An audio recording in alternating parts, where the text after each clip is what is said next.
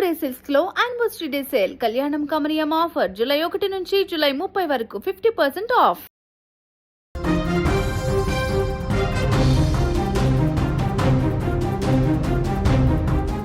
అనుమానం పెనుభూతమైంది. పచ్చని సంసారాన్ని నాశనం చేసింది.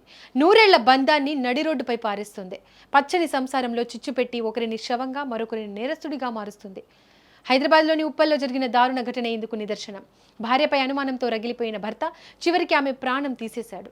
ఉప్పల్ పోలీస్ స్టేషన్ పరిధిలోని చిలుకనగర్లో జెసికా, సురేష్ అనే దంపతులు నివసిస్తున్నారు. వీరిద్దరికి 2015లోనే వివాహమైంది.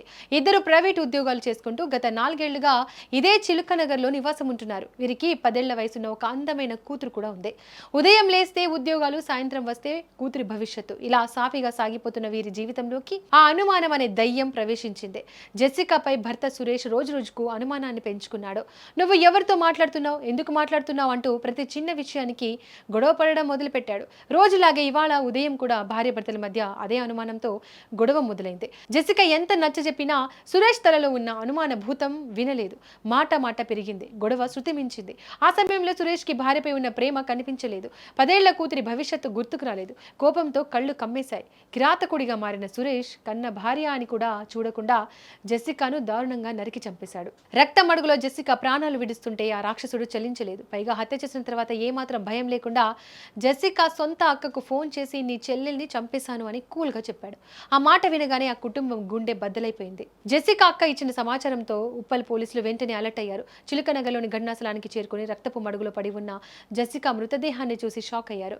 క్లూస్ టీం రంగంలోకి దిగింది. ఆధారాలు సేకరించింది. పోలీసులు కేసు నమోదు చేసి దర్యాప్తు ప్రారంభించారు. క్షణికావేశంలో అనుమానంతో కన్న భార్యను చంపిన ఆ హంతక భర్త సురేష్ ఇప్పుడు కటకటాల పాలు కాబోతున్నాడు. చట్టం అతనికి కఠినమైన శిక్ష వేయవచ్చు, కానీ పోయిన జెసికా ప్రాణాలు తిరిగి వస్తాయా? ఈ రోజు సమాజంలో ఎటు చూసినా ఇదే రోగం. భర్తకు భార్యపై అనుమానం, భార్యకు భర్తపై అనుమానం. ఫోన్ బిజీ వస్తే అనుమానం, ఎవరికైనా ఎదురుగా నిలబడి మాట్లాడితే అనుమానం. ఎంత దారుణమైన అనుమానం వల్ల ఈ పచ్చని కాపురాలు కూలిపోతున్నాయి. రేపు పొద్దున ఆ 10 ఏళ్ల చిన్నారి తన తల్లి ఎక్కడా అని అడిగితే ఏం సమాధానం చెప్తారు? కన్న తండ్రే కన్న తల్లిని నరికి చంపేసిన ఆ దారుణాన్ని ఆ పసి మనసు ఎలా తట్టుకుంటుంది? అమ్మ దూరమై నాన్న జైలు పాలై ఆ పాప ఇప్పుడు ఈ సమాజం ముందు అనాథగా మిగిలిపోయింది.